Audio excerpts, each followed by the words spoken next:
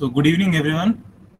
Welcome to IISC IISC webinar series under the Lifestyle for Environment. We are conducting this series of webinar. Life is a global movement to protect and preserve the environment. Life was introduced by our Prime Minister Mr. Narendra Modi at COP26 in Glasgow in November 2021, which is a mass initiative for mindful and deliberate utilization instead of mindless and destructive consumption. With this motive and motivation, let's start the webinar with Ms. Gagana will introduce our today's speaker, Mr. Dhananjay Singh. Gagana.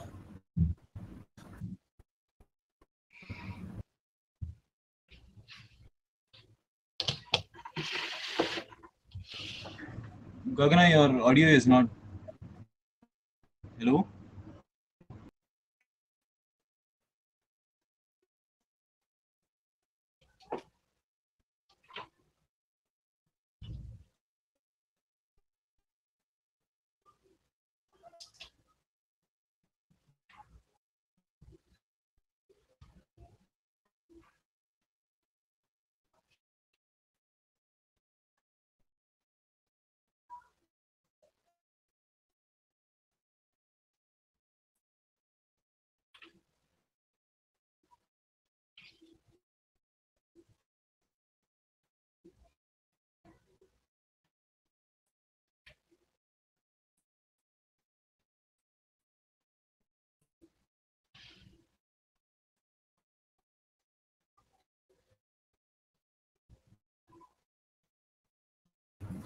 Yeah. Today, as we have Dhananjay Singh, a civil servant belonging to the Indian Revenue Service in the Ministry of Finance, Government of India, who is a distinguished professional and Shining Gurukul for Leadership and Excellence, hosted at Oxford University. His educational background includes a PhD from IIT Kanpur, BTech, MBA Gold Medalist, and also MA in Sociology, and a PG Diploma in Commercial Law from National Law School of India, University, Bangalore. He has also undergone training at the International Monetary Fund, has fiscal sustainability, and participated in the Interpol Digital Forensics Expert Group. Among his honors, he received a commendation certificate from the Ministry of Finance on Goods and Services Tax Day. As a dedicated advocate for sustainability, he has collaborated with NGOs like Dev Foundation and Eco Vigyan Foundation to promote environmental conservation and climate change awareness. Today, he will be introducing the strategy for New India at 75 as per Niti Aayog document of the Government of India on sustainability as defined in literature with the triple bottom line perspective. So we welcome you, sir, to deliver a talk on sustainability of supply chains, a global south perspective. Thank you very much. Good afternoon, everybody. I hope I'm audible. Yes, sir, you're audible. Yeah, thank you very much. So the main context in which I would be deliberating and discussing with all the participants would be on the aspects from the perspective of supply chains. Supply chain, we all know that all organizations function based on a supply chain. Even educational organizations have a supply chain. So supply chains are the heart of any activity. It can be agriculture, it can be manufacturing, or it can be any other value additive process. So we all know that India is undergoing a major transformation. India, on one hand, has huge possibilities, and on the other hand, we have huge challenges. So we have the positive aspects of a demographic dividend, where we have one of the largest population of the below 35 years of age youth. But on the other hand, we have the challenges on the fronts of jobs and job creation and sustainable development. So I want to give the background to which to the further discussion by discussing the main aspects of how the public policy is in the background of what activities are being done in the economy. So we all know that the sustainability one of the ways of understanding sustainability is it was laid down way back in 1994 by John Elkington, who you would all be aware of by the concept of triple bottom line. The triple bottom line comprises the economic aspects, the social aspects, and we have the economic, social, and the third aspect is about the planets. Planetary aspects, the environmental aspects. But this is actually a starting point, because the way economies have grown, especially those economies which are at a stage of growth where which have not achieved a major dispersion of the prosperity to majority of the people. They have huge challenges. So this framework, I would be arguing that it's not sufficient to understand the complexities in the case of India.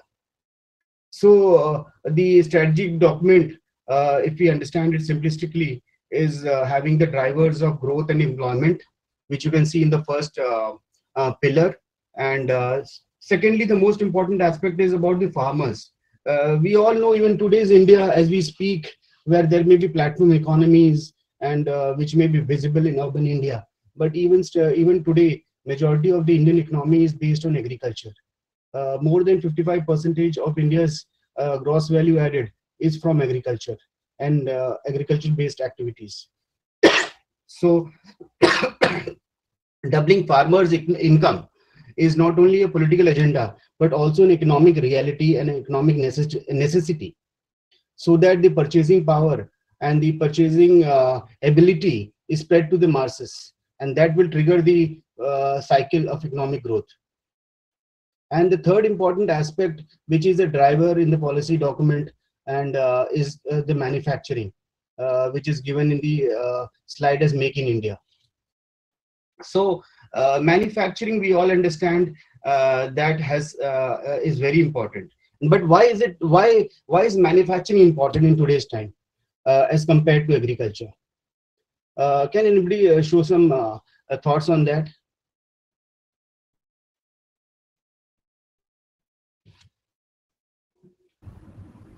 Participants can write the queries in the chat box. It's okay. We'll read it out. Yeah. So in fact, if any participant would like to interact and raise questions during the session, I'm very much okay with that and welcome it. So manufacturing, why manufacturing is important? Because manufacturing has a high employment elasticity. So per unit of investment, it has a higher job creation capacity. So manufacturing is important. But having said that, the challenges to having a manufacturing base which is of a capacity which is catering to the needs of the economy are still to be achieved. So there are challenges on the front of creation of capacity in terms of hard infrastructure, and also in the terms of creation of soft infrastructure, that is the skills and other enabling environment. So that is actually a very important aspect, because manufacturing, because we have in agriculture which is called disguised unemployment. So there are so many people who are there in the agriculture sector, but they are unable to contribute or add value. So they have to be shifted to the manufacturing sector. So why we are discussing this in a environmental sustainability context? Because economic aspects have a direct bearing on the environment.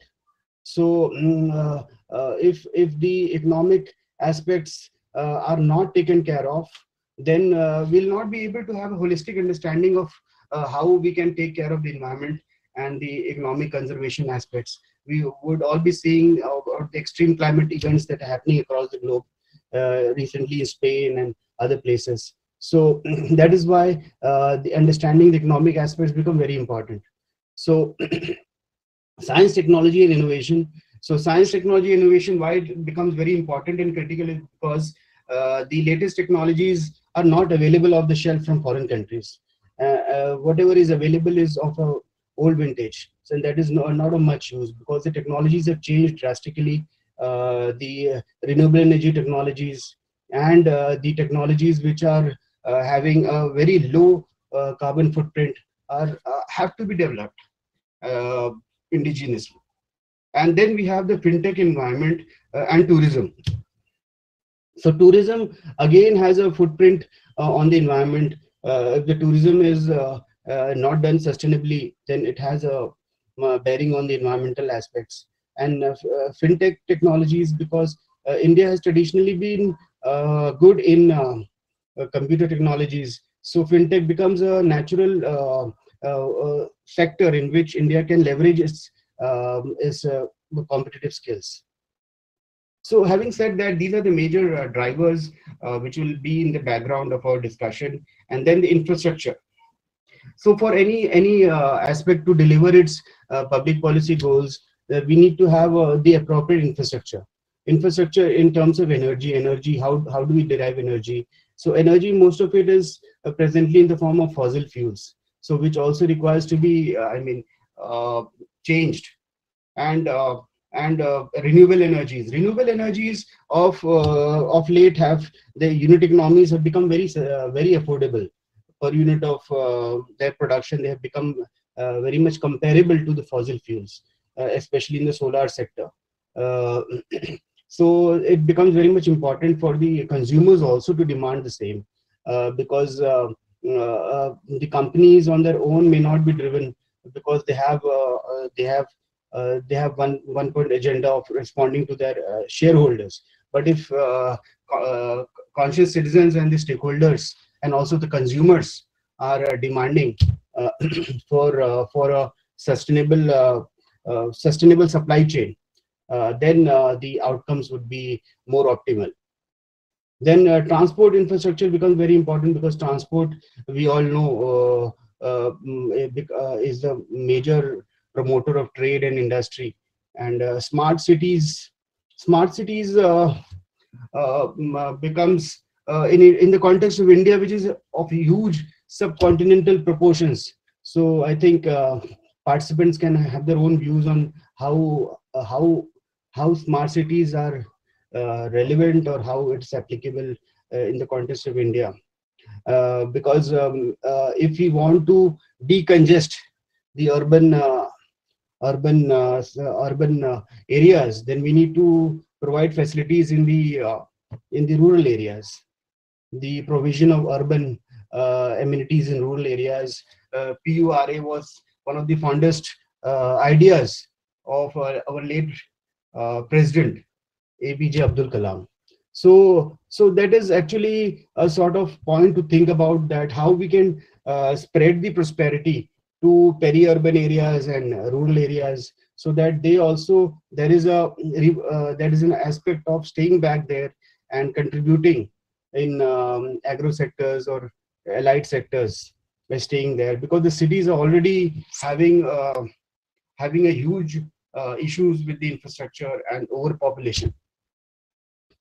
Swachh Bharat mission, with all the publicity, we all know, but at the end of the day, the citizens have to demand it, and also have to implement it. So both they are right holders, and also they have the right to a clean environment, and also they have a voice to demand it from the establishment. So environment and water resources, even though it is at the last of the column, but it is I consider it one of the most important. Water resources and environment. Bangalore, the example of the water bodies drying up, and it's happening in almost all places in India. So environment and water resources, and we all know the industry also needs water, and having a life cycle management or a life cycle assessment approach, LCA approach, which is implemented conscientiously and also by the industry themselves, and then they do it, and not only for checking the boxes and for ESG compliances. So it becomes very important that the water resources and environment can be taken care of there. So in India, why the inclusion pillar, the third pillar, I'm discussing the third pillar right now. The third pillar, why it becomes very important, is that India is a diverse country. The very strength of India is its diversity. The diversity of languages, the diversity of regions, geographical regions, the diversity of the people, the tribes, different tribes, different the primitive traditional group PTGs and other tribes and other people in different part. Northeast people have their own culture and other and every place. So it's a lot of diversity. So the inclusion aspects becomes extremely important. Not and this aspect of diversity is also on the aspects of where there are disadvantaged sections. Disadvantaged sections in terms of economic disadvantages, in terms of social disadvantages, in terms of cultural disadvantages. So those sections also need to be included in the growth process or in the development process. So inclusion becomes extremely important in the context of India, and gender inclusion. And we all know that the participation of female labor participation, we call it FLP, female labor participation in India, is steadily rising, but not rising good enough. So, so gender participation in the workforce becomes the need of the hour. And this also, I think, has to be demanded by the people, because the corporates, we have to understand their constraints. If I want to say it in a, in a manner that they have a single focus. So it is about the stakeholder approach, the stakeholder awareness that the aspects of inclusion should be there in the policies, because we all know that the employment in the organized sector has stagnated, if not reduced. So the corporates or the other, and the elephant in the room is the MSME sector. So micro, small, and medium enterprises is I consider it one of the most important, and literature also supports that MSME sector in India, as we speak, is one of the backbones of the Indian economy. So more than 45, at least 45% of India's exports are happening from the MSME sector, micro, small, and medium enterprises.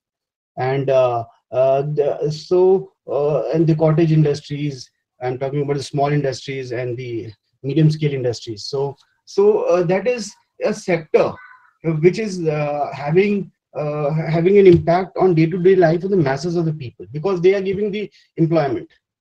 And the drawback can be they do not have social security and other aspects. But the fact of the matter remains that they are providing employment and purchasing power to the most disadvantaged sections in the society. So let's move on to the last column, that is the governance aspects. So the governance aspects basically is an overarching aspect. And governance by its very meaning means that the way different things are handled, or the manner in which different things are executed. So how the things gets governed. So in the context of corporates, we have the corporate governance, how the corporates manage their balance sheets, whether they are doing window dressing, whether they are hiding the liabilities, or whether they are doing fund diversion.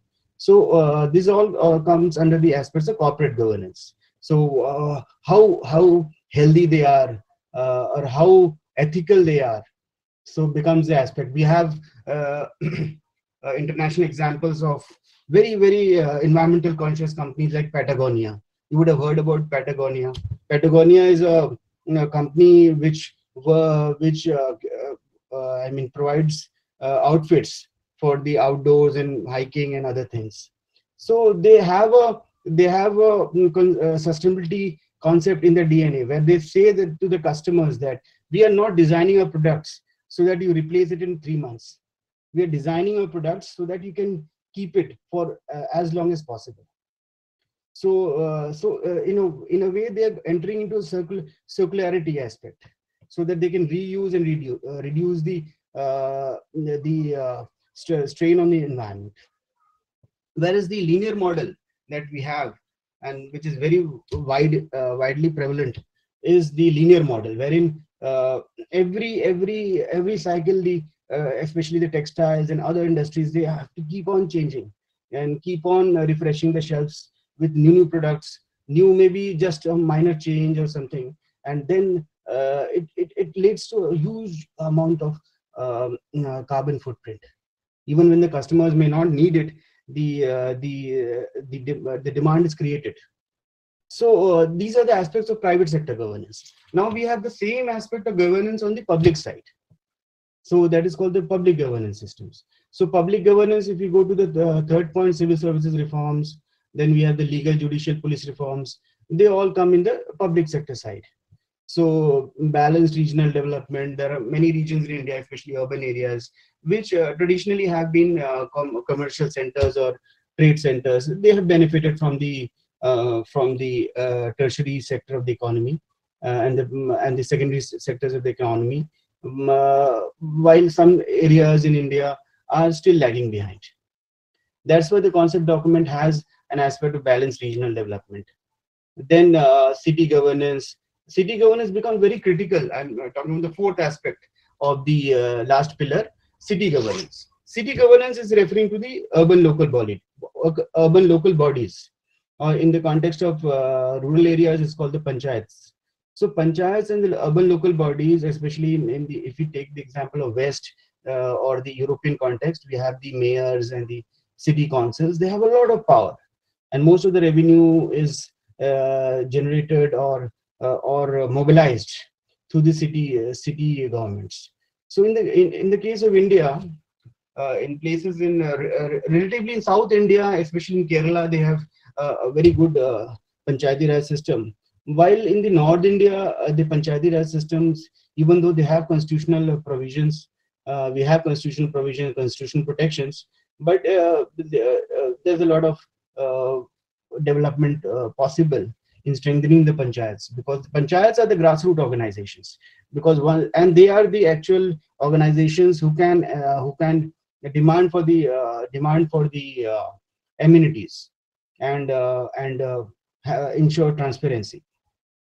And finally, data-led governance. So basically, we have a lot of data, and we all know that we are generating a lot of data through social media and various other mechanisms. So the data, how the governance, both in the public and the private sector, can leverage those data to not only benefit the companies, but also the stakeholders. So with this, we'll move to some aspects of how sustainable supply chains, how they're panning out in the case of India. And many people would be aware that Europe has implemented the CSRD. They have implemented very comprehensive regulations to map the sustainability in the entire supply chain. So they have corporate sustainability due diligence norms, and which the European Union has already implemented it, and it will be entering into legal force once the period for familiarization is over. So the context of Europe is very clear. They have not only committed it, but they have implemented in the law, and the law will kick in after the initial period of familiarization. So why I'm saying about that, because that is an implication of the Indian companies who are operating in Europe, where they're exporting to Europe. So there they will be complying. But in the case of India, so it's anybody's guess how they would be treating the supply chain. And the supply chain is not only for the product; it is also for the aspects of aspects of labor welfare, and the other aspects of how the different aspects of environment are taken care of. So we all would have heard about the change in geopolitics, especially after in the COVID era, post-COVID. So sourcing strategies, we were hearing in news about a lot of sourcing strategies of companies getting changed from China, or we were hearing that they'll shift out of China. But what evidence bears out or what the evidence over the past 3 years or 4 years has shown is not what was being shown, but it shows that it is China plus one. So it is not minus China, but it's now China plus one strategy. So China plus one sourcing strategy means that China companies have not exited China, though some companies would have added some more location in addition to China, maybe Vietnam, India in some cases, and Bangladesh, and ASEAN countries, specifically because ASEAN countries and Vietnam, they have a lot of advantages in terms of the free trade agreements and the labor and the availability of labor. So some good news is that some companies like German footwear companies won wells. They shifted production from China to India, and some of the Indian companies could work more on the manufacturing side. And Indian electronics also is, I'm talking the hardware side. Software India has traditionally been very good, but the hardware side India needs a lot of work. So on the ground side, on the technology side, India is again very good. But on the implementation side of manufacturing in Indian electronics, so it is starting. So we'll come to the aspects of global value chains and regional value chains.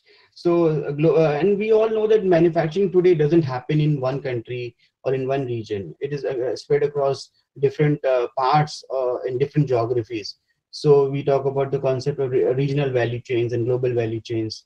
So right now, most of the industrial manufacturing is through global value chains or regional value chains. So the challenge for India, and the challenge at the same time opportunity for India, remains that how much we can take the benefit or derive the value, greater share of the value chain.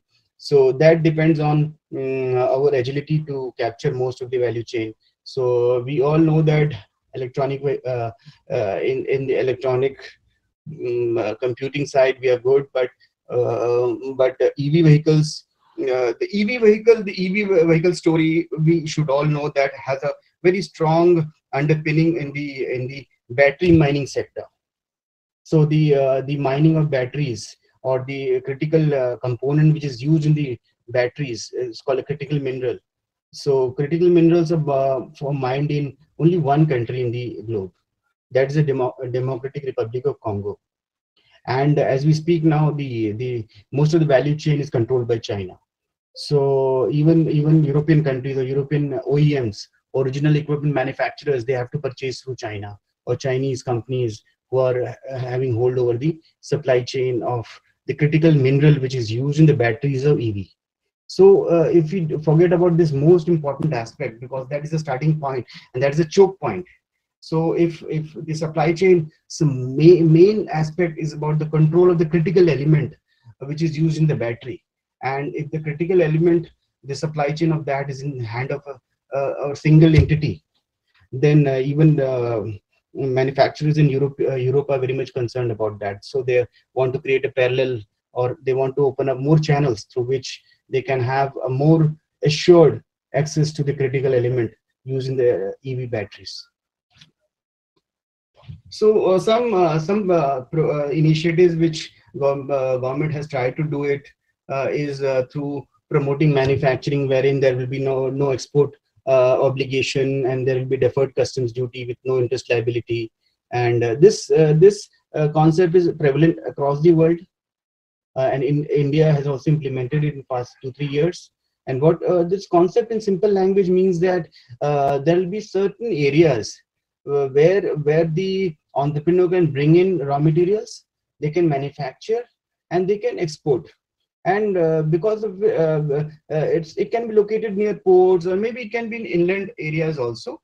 And it is basically a bond in the sense it is a custom bonded manufacturing warehouse where they can manufacture, and it is basically meant for exports. So once it is for export, the exports are devoid of taxes. So there are no taxes on exports across the world. That is a norm. So we do not export taxes. So there are no taxes on exports, no taxes of any kind. so that it's competitive in the global market.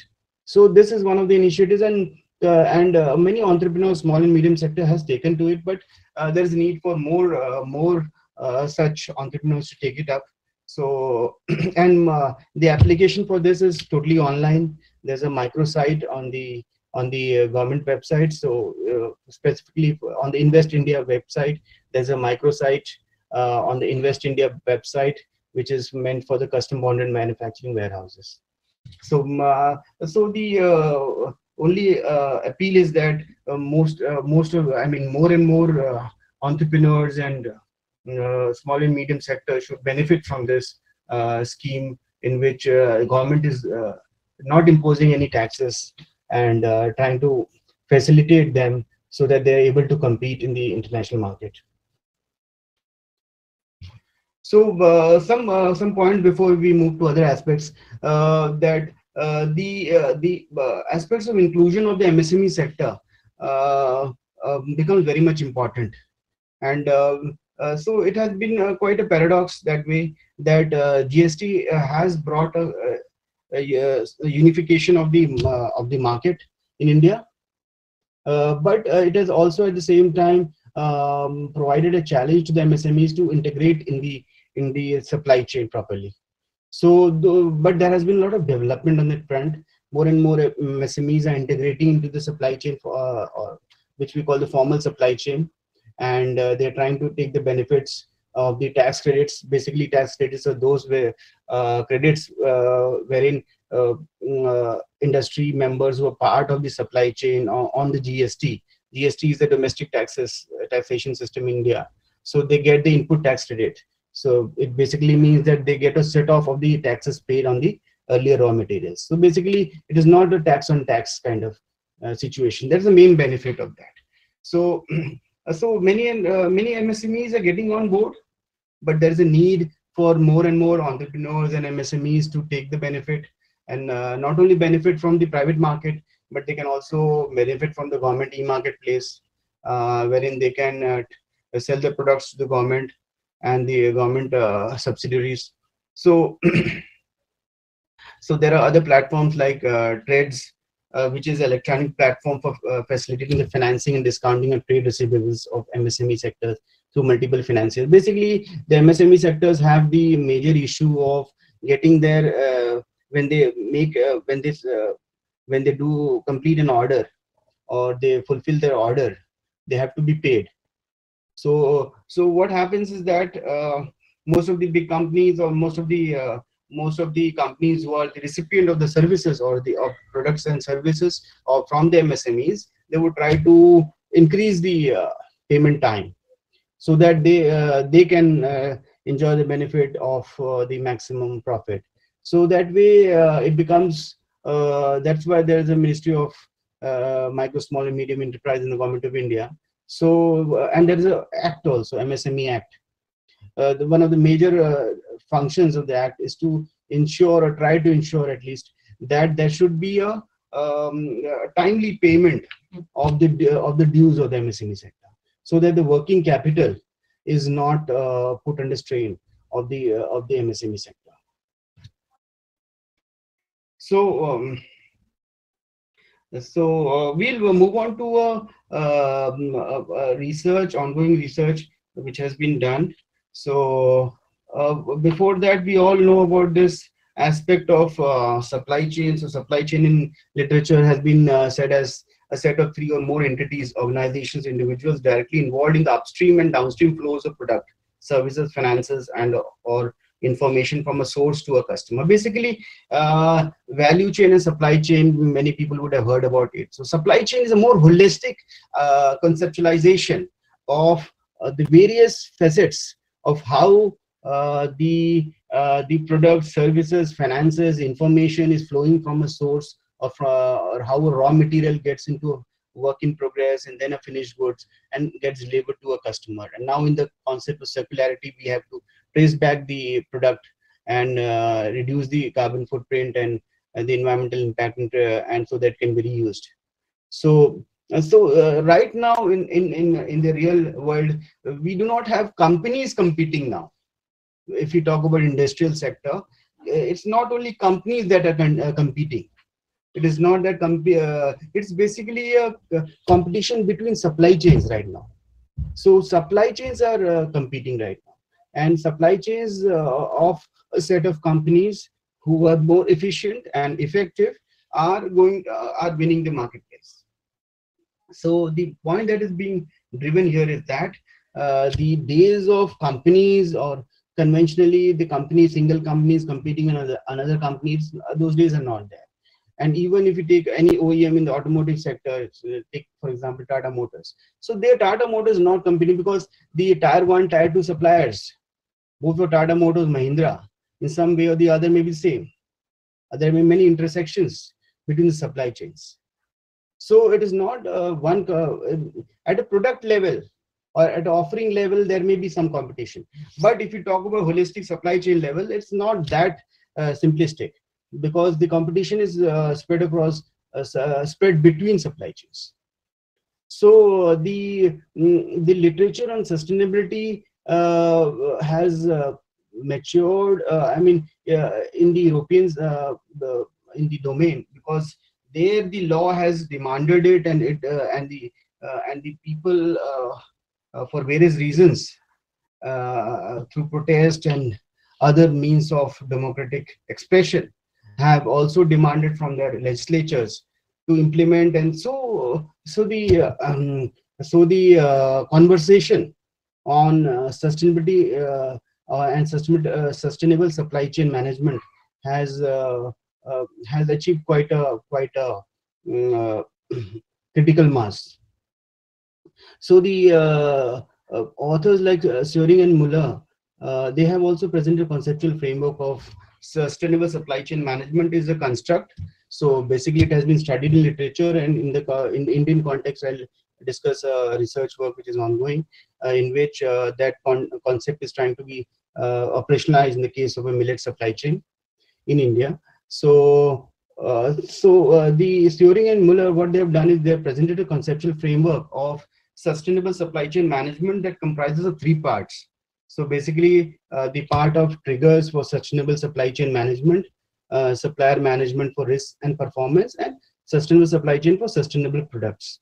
So basically, what they're trying to say is that sustainable supply chain management, there has to be some triggers for that. Triggers can be government legislation, the triggers can be customers, other stakeholder activism, and it can be supplier management for risk and performance. Or maybe it may be a requirement of the supplier or the company or the focal company, so that it can wherein it wants to minimize its risk and increase its performance. So wherein it enters into sustainability aspects. Or a third aspect can be for manufacturing sustainable products. So the last aspect that we'll be discussing,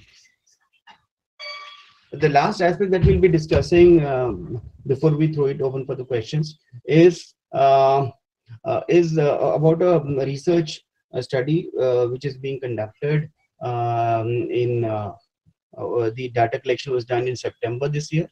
And the research question for the study is to map the sustainability practices on all the 3 parameters of social, environmental, and economic along the millet supply chain in Odisha. So millets is a traditional crop by itself. Millets has been a traditional crop in every part of India, in Andhra Pradesh, in Odisha, in Karnataka. So millets and many other places, millets have been traditionally consumed by the people, even though in past many years it was replaced by the rice and wheat. But then again, now in urban markets, millets is taking a lot of space, and it is entering in a major way in the urban market space. But studying the millet supply chain was to understand how the different supply chains or different distribution channels. For example, one distribution channel can be in the case of Odisha is government run, where the government procures the entire millets. In the case of Andhra and some parts of Karnataka, it is a private trader based, where the private trader is a major stakeholder, where they're procuring. procurement is a major part, because the demand management in any business is a very important aspect. So where the procurement is happening, in the case of Andhra Pradesh and Karnataka, it is the procurement is mostly by the private traders. Whereas in Odisha, it's a captive consumption, so it's most of it is procured by the government for its child,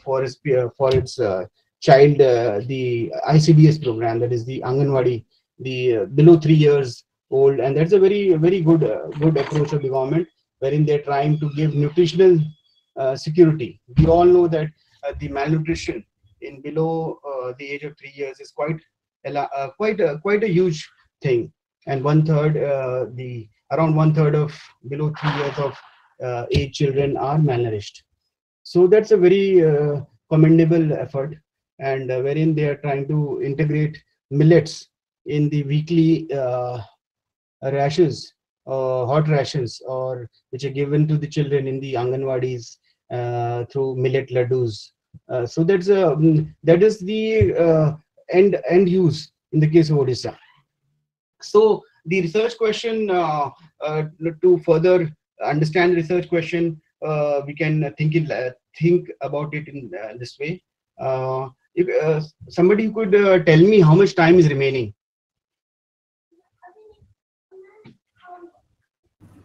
Sir, you have 15 minutes. Thank you very much. So what happened? So the research question we are trying to figure out more, so we can conceptualize it in the way that what happened in the millet supply chain, who were involved in promoting sustainability of the millet supply chain, what themes of sustainability of supply chains emerged during the period of study. So what theoretical construct helps us to understand the sustainability of supply chains, and what constructs were unique to this case. So basically, it's a qualitative research design, and the case study methodology has been used, and the unit of analysis is the supply chain. So supply chain will be considering from the farmers. So many of the informants or the participants were farmers in Odisha, in the districts of Keonjhar and Mayurbhanj. These are two districts which grows ragi in Odisha. So the unit of analysis is the supply chain. So the informants and the participants were farmers, and they were farmer producer organizations. There were some self-help groups, and there were the other government organizations like the agricultural department at the block level or at the district level. Then there were the procurement agencies. In the case of Odisha, it was from the government side. So in this, the data collection technique was the in-depth interviews, and in-depth interviews were each was around 30 to 35 minutes in the local language, and transcribed and recorded with the consent of the participant. And 45 participants from different parts of the supply chain were interviewed in the case of Odisha. And then what some interesting insights. This statistics is available. It's from the government database, but it tries to show that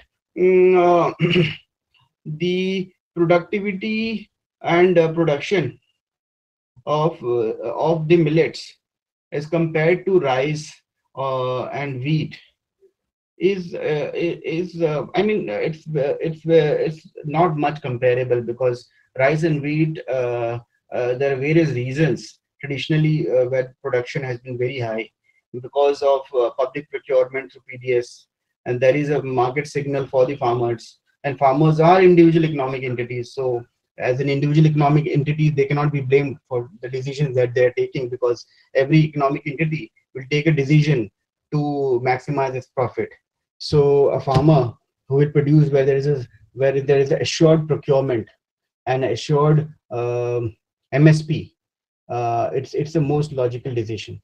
So the decision is very logical. The policies which are there for the procurement. So that is another discussion. But at the end, at the center of the discussion, the point that remains is that agriculture sector is a unique sector. So the policies which are applicable to industry are not at all applicable to agriculture. So if we take the context of developed economies, there is a subsidy but how the subsidies are utilized becomes a crucial aspect. So if there is wasteful subsidy, then it's totally, it's nobody's case that it should be continued. But there is an aspect of a subsidy at a stage of implementation, and when it gets absorbed in the system and it becomes a natural process, then there is a withdrawal of the subsidy. So the point that is being made is that the production of millets is still not at all comparable to the rice and wheat. So the supply chain that we're discussing of rice and wheat and versus the supply chain of millets will be on totally different scale. So the supply chain of rice and wheat cannot be compared to a supply chain of millets. So the millets, we all know, is having many of the compliances of these sustainable development goals, and most of sustainable development goals we have seen that they are very important. And some of the interesting inferences that came about, even though studies, the the final writing up is there, but incentives in the form of subsidy by the government is not amenable for long-term sustainability. But without it, farmers will not take up cultivation of millets.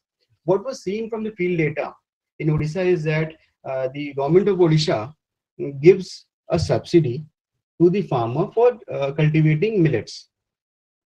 And as in all states, rice is procured by the public distribution system, PDS, by the Food Corporation of India.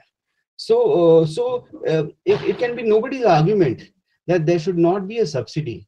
Otherwise, there'll be no incentive for the farmer to grow millets in the first place.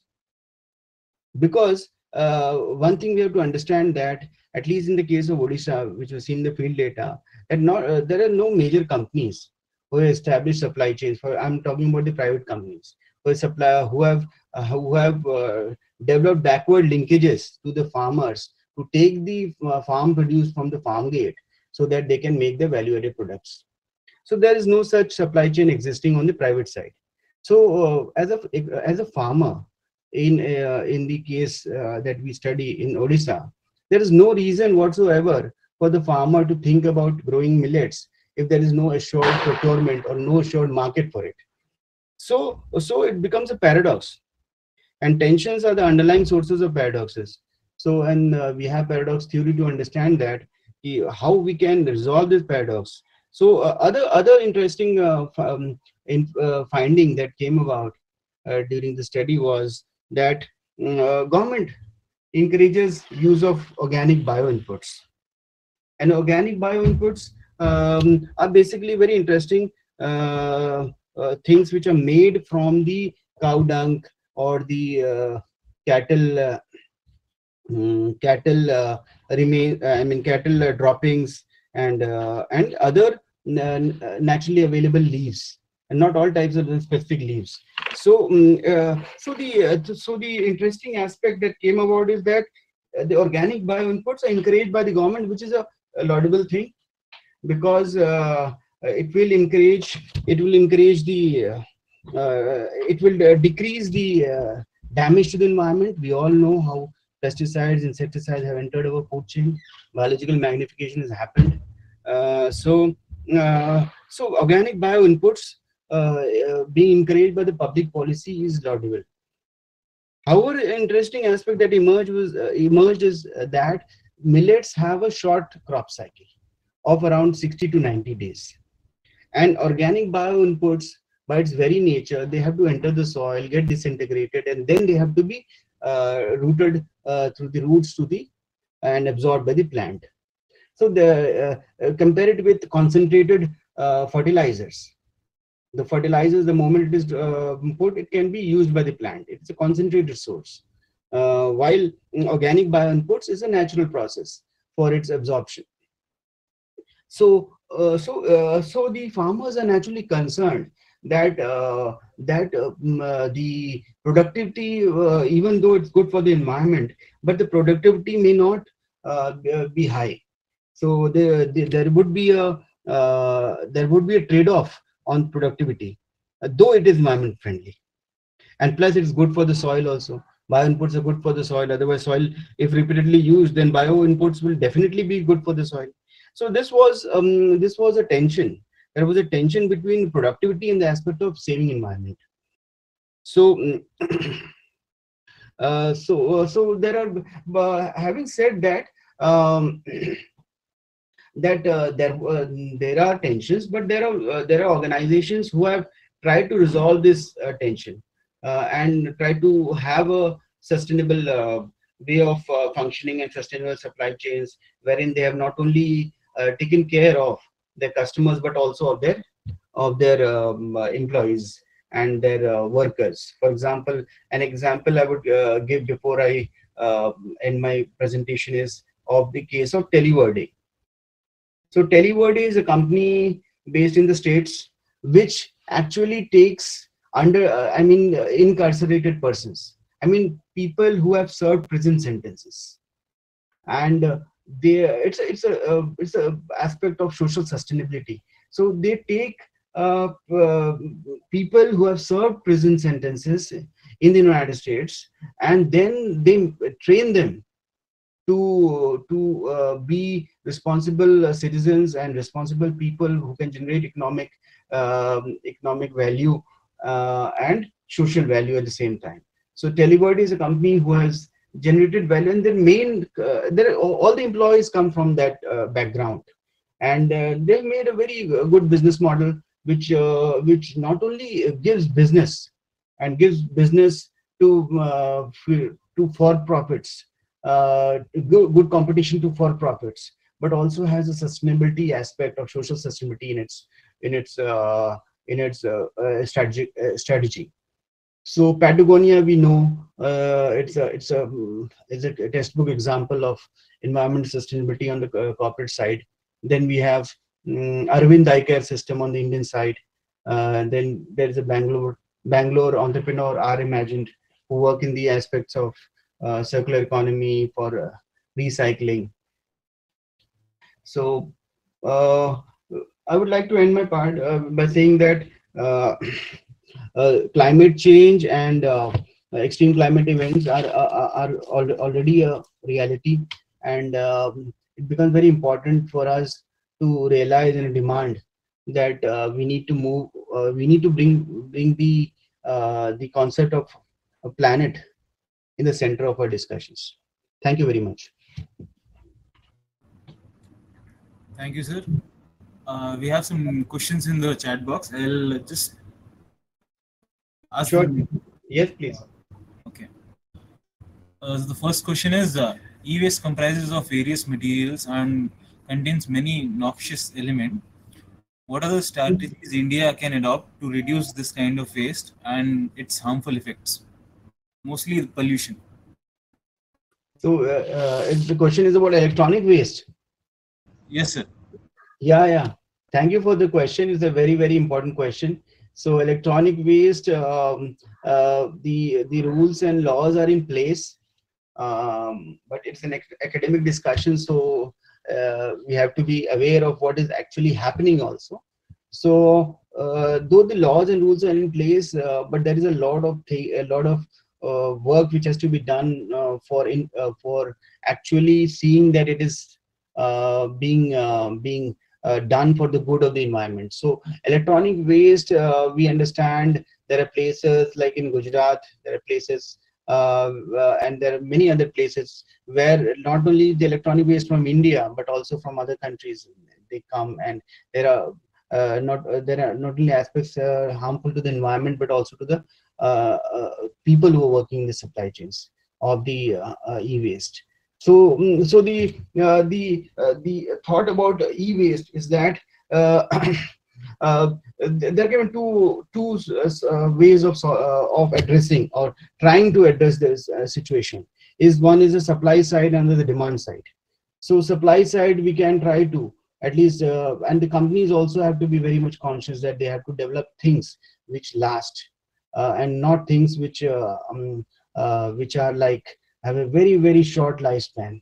So things which last doesn't mean nothing can last for times immemorial, but naturally things which have a durability aspect. Durability, we know about durable goods, white goods, durable goods. So the durability aspect, we are talking about the durability aspects. Durability aspects have to be taken care of by the companies. So we're discussing in the literature and in the presentation also, sustainable products. So sustainable products, one of the major attributes is durability. So the electronic waste, if the quantum becomes huge and humongous because of the way the products are designed, so that becomes a huge the consumer, the stakeholders demand from the companies to ensure that they are at least trying or doing the sustainability aspects of the product design.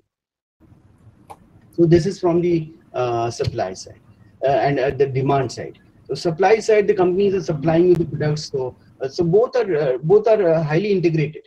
So the management, how the e-waste is being managed. So and naturally the e-waste management in India is from the unorganized sector. Again, we are speaking about the unorganized sector, and we started with that MSME sector. So the most of the management in e-waste is through the unorganized sector. So entrepreneurs can enter. If you talk about business models which are scalable, and business models can be made, and there are many case studies and examples also wherein entrepreneurs have made sustainable business models on recycling, or having a way by which they can do the implement the end user responsibilities or producer responsibilities in case of e-waste, because it's a responsibility of the producer. That is why the laws in India demand that all the imports of mobile phones should have IMEI in the declaration at customs when they are getting imported. And even the Ministry of Environment and Forest has e-waste rules, and they have the portal wherein the importers have to register and get the registrations done. But at the end of the day, this is the letter and the spirit part. Things in real life pan out in both letter and spirit. So the spirit part has to be demanded and implemented by the stakeholders. Thank you, sir. The next question is, which other state has started the incentive for growth of pulses? Pulses, I was speaking about millets. So pulses is another very important crop, and leguminous crop, and a highly proteinaceous crop. So there are many states who are encouraging growth of pulses. We can check it on a state-to-state basis.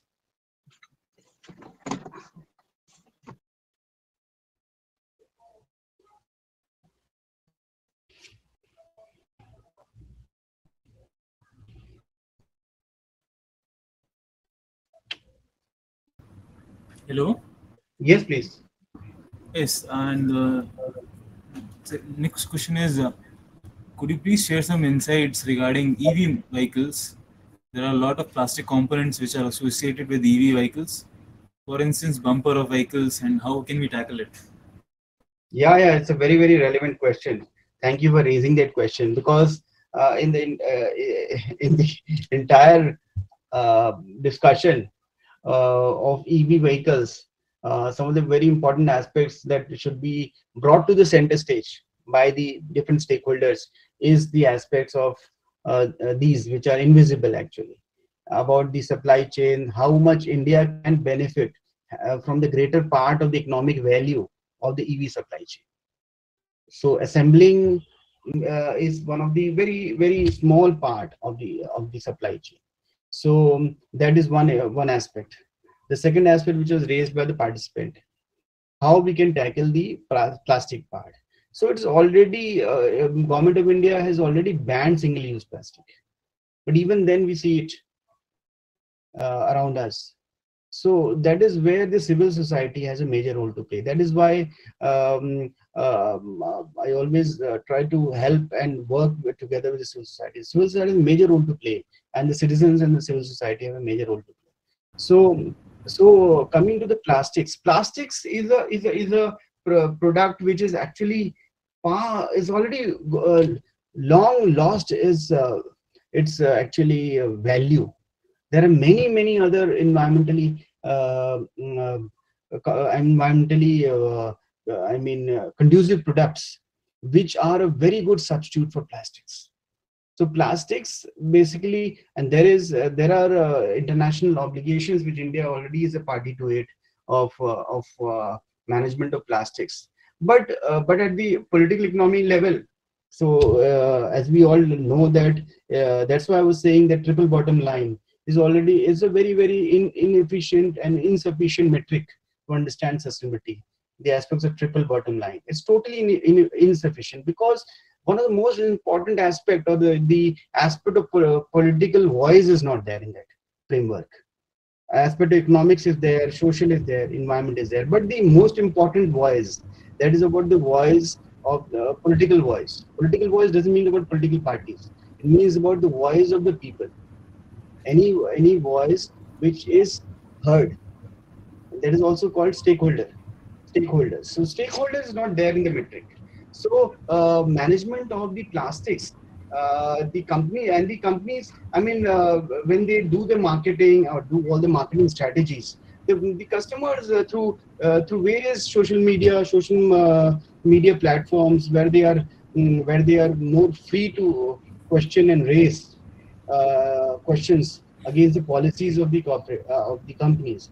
And once there is a critical mass of the people, of the educated people, because it's a greater responsibility on the people, educated people, to lead the discussions, because they are more aware of the various aspects. There are majority of the people in India who may be worrying about the daily wages, and that's the reality, because around 95% of India's population works in the unorganized sector. So that's why that's a greater responsibility on the educated people to bring this to the center stage of discussion. When various companies who are in the e-vehicle space in India, and they are only in the assembling part, the stakeholders have to demand that if the companies, if they have the economic wherewithal, they should spread their supply chain to integrate more parts, and they can always have an option which is a good substitute for the plastic. So the short point that is being made is that the stakeholders have to demand from the OEM, or not. In the case of EV, we do not have OEMs; we have assemblers. Most of them are assembling in India. So we have to demand from that. Even if they are assembling, they should not be assembling the plastic parts. They can have a better substitute, even though it is having a slightly higher cost.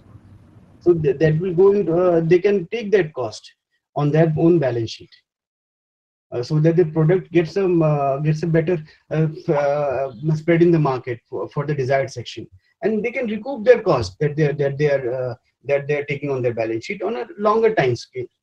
I hope that addresses the question to a certain extent. Thank you, sir. And I think this is the last question. Yeah, please. How can we prevent leakages in supply chain? For example, leakages in the form of theft and corruption. Yeah, that's a very important critical question. So that the aspects of supply chain integrity, you're talking about the supply chain integrity and transparency. So supply chain integrity and transparency, they are a very important aspect. So this there are two ways of handling it. One is the strategic ways, and another tactical ways. Strategic ways are where the senior management devises policies and strategies to have different SOPs, standard operating procedures, wherein they will do X number of processes, so that they ensure they have double entry bookkeeping system to ensure that there is no fraud in the books, or there is no swindling in the books, or there is no malpractices in the books of accounts. So it's called the rule driven approach. And the another aspect is where the employees, and here there is a greater responsibility on the senior management. If the senior management is corrupt, and if then the employees also, it cannot be expected from the employees, because they look up to the senior management. If the senior management is not going, is not ethical, not going by the rule, then And then there are whistleblowers. So there are whistleblower laws. Even in India, we have whistleblower laws. But to what extent whistleblower laws are used by the employees safely? Because there are other implications in the practical world when an employee uses the whistleblower laws. So the employee has to be careful about that, and it's our responsibility to make that employee more safe. It's our social responsibility to make that employee very safe, so that that employee can use the whistleblower laws against the corrupt management. It can be an employee also. It can, but the point that is being made is that the onerous responsibility is on the senior management.